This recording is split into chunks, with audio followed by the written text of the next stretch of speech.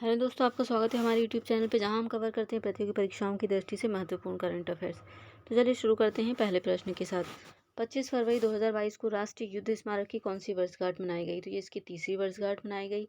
25 फरवरी 2019 को माननीय प्रधानमंत्री नरेंद्र मोदी जी ने यह जो स्मारक है राष्ट्र को समर्पित किया था और 2022 में इसकी तीसरी वर्षगांठ मनाई गई है। ये जो राष्ट्रीय युद्ध स्मारक है इसे राष्ट्रीय समर स्मारक भी कहा जाता है। ये जो समर स्मारक है इंडिया गेट के परिसर में बनाया गया है। यहाँ पर अमर जवान ज्योति के समान यहाँ पर भी एक लौ जल रही है। इस स्मारक में परमवीर चक्र 21 परमवीर चक्र विजेताओं की कांस्य की प्रतिमा स्थापित की गई है। और यहाँ पर ये जो राष्ट्रीय स्तंभ है, राष्ट्रीय समर स्मारक स्तंभ है, 4 स्तंभों में बटा हुआ है। अमर स्तंभ, वीरता स्तंभ, त्याग स्तंभ और रक्षक स्तंभ। इंडिया गेट की बात करें तो इंडिया गेट भी एक युद्ध स्मारक है जिसका निर्माण अंग्रेजों ने करवाया था। इंडिया गेट का निर्माण अंग्रेजों ने करवाया था।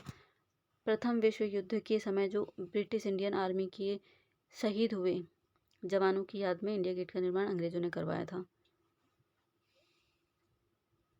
इंडिया गेट के जो आर्किटेक्ट थे, इसका जो डिज़ाइन तैयार किया था एडवर्ड लुटियंस ने तैयार किया था। और इंडिया गेट की जो ऊंचाई है 42 मीटर है और ये बनकर तैयार हुआ था 12 फरवरी 1931 में।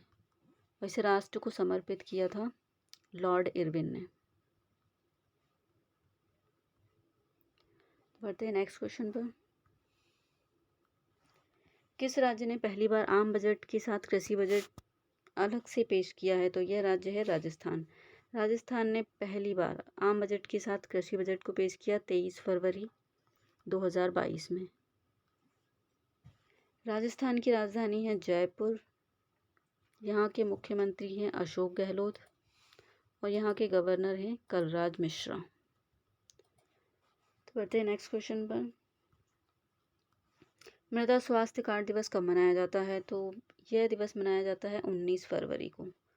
19 फरवरी 2015 को राजस्थान के सूरतगढ़ से मृदा स्वास्थ्य कार्ड योजना की शुरुआत की गई थी, इसलिए इस उपलक्ष्य में 19 फरवरी को मृदा स्वास्थ्य कार्ड दिवस मनाया जाता है। इस योजना का उद्देश्य है किसानों की जो खेतों की मृदा है उसका परीक्षण करके उन्हें मृदा स्वास्थ्य कार्ड देना है और 2 वर्ष में यह स्वास्थ्य कार्ड दिया जाता है ताकि मृदा के पोषण की गुणवत्ता में कोई कमी ना आ पाए। तो 19 फरवरी को मनाया जाता है मृदा स्वास्थ्य कार्ड दिवस। तो बढ़ते हैं नेक्स्ट क्वेश्चन पर। वित्तीय स्थिरता और विकास परिषद की 25वीं बैठक का आयोजन कहाँ पे हुआ है? तो ये जो financial stability and development council की जो बैठक है 25वीं बैठक, मुंबई में इसका आयोजन किया गया और इसकी अध्यक्षता वित्त मंत्री के द्वारा की जाती है। वर्तमान में वित्त मंत्री हैं श्रीमती निर्मला सीतारमण जी, उन्होंने इसकी अध्यक्षता की और इसका आयोजन हुआ मुंबई में। और इसकी ये जो FSD financial stability development council है इसका गठन हुआ था 2010 में। बढ़ते हैं नेक्स्ट क्वेश्चन पर। भारत के सर्वश्रेष्ठ शिक्षण संस्थान इंडियन इंस्टीट्यूट ऑफ टेक्नोलॉजी की शाखा किस देश में खुलेगी? तो यह संयुक्त अरब अमीरात के दुबई में IIT बनकर तैयार होगा। भारत का ऐसा पहली बार हो रहा है कि भारत के बाहर IIT का इंडियन इंस्टीट्यूट ऑफ टेक्नोलॉजी की शाखा खुलेगी भारत के बाहर, तो ये खुलेगी दुबई में। बढ़ते हैं नेक्स्ट क्वेश्चन पर। भारत के किस राज्य ने नौका सेवाओं के लिए नदियों में night navigation mobile application launch किया है? तो ये राज्य है असम। असम की राजधानी है दिसपुर। यहाँ के मुख्यमंत्री हैं हेमंत बिस्वा शर्मा और यहाँ के गवर्नर हैं जगदीश मुखी जी। बढ़ते हैं नेक्स्ट क्वेश्चन पर। किस भारतीय गणितज्ञ को युवा गणितज्ञों के लिए रामानुजन पुरस्कार 2021 से सम्मानित किया गया है? तो यह नीना गुप्ता, इन्हें रामानुजन पुरस्कार दिया गया है 2021 का। बढ़ते हैं नेक्स्ट क्वेश्चन पर। ताज महोत्सव का आयोजन कहाँ किया जाएगा? तो ये किया जाएगा आगरा के शिल्पग्राम में। प्रतिवर्ष इसका आयोजन किया जाता है आगरा के शिल्पग्राम में। यह 10 दिनों तक चलने वाला एक सांस्कृतिक उत्सव है। इसकी शुरुआत 1992 में हुई थी।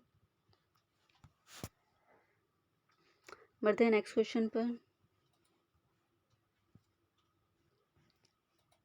भारतीय सिनेमा का सर्वोच्च सम्मान दादा साहब फाल्के पुरस्कार वर्ष 2022 में किसे दिया गया? तो ये दिया गया है रणवीर सिंह और सिद्धार्थ मल्होत्रा को। ये 2022 में जो दादा साहब फाल्के पुरस्कार दिया गया, ये उसका 17वां संस्करण था। 17वां दादा साहब फाल्के पुरस्कार दिया गया रणवीर सिंह और सिद्धार्थ मल्होत्रा को। 2018 में ये दिया गया था अमिताभ बच्चन को। 2019 में दिया गया रजनीकांत को। 2020 में ये मिला ऋतिक रोशन को और 2021 में दिया गया है ये अक्षय कुमार को। और 2022 में रणवीर सिंह और सिद्धार्थ मल्होत्रा को दादा साहब फाल्के पुरस्कार से सम्मानित किया गया है। दादा साहब फाल्के पुरस्कार ये जो सिनेमा का सर्वोच्च सम्मान है जो कि भारत सरकार के द्वारा दिया जाता है। इसकी शुरुआत हुई थी 1969 में और पहला ये जो दादा साहब फाल्के पुरस्कार सम्मान दिया गया था देविका रानी को।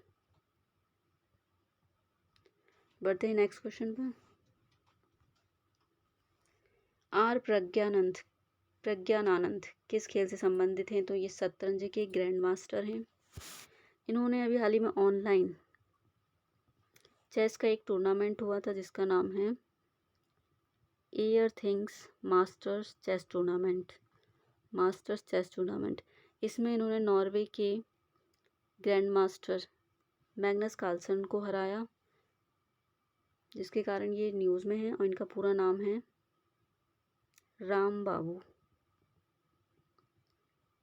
प्रज्ञानानंद। ये 16 वर्षीय हैं और ये सबसे कम उम्र के पांचवे ग्रैंड मास्टर हैं शतरंज के। बढ़ते हैं नेक्स्ट क्वेश्चन पर। जापान ने अपनी पहली हाइड्रोजन ईंधन से चलने वाली ट्रेन लॉन्च की है। इसका क्या नाम है? इसका नाम है हाइबरी। इसको जापान ने लॉन्च किया है। इससे पहले जो सबसे पहली हाइड्रोजन ईंधन से चलने वाली ट्रेन लॉन्च की थी 2018 में जर्मनी ने। तो आज के लिए बस इतना ही, मिलते हैं नेक्स्ट वीडियो में।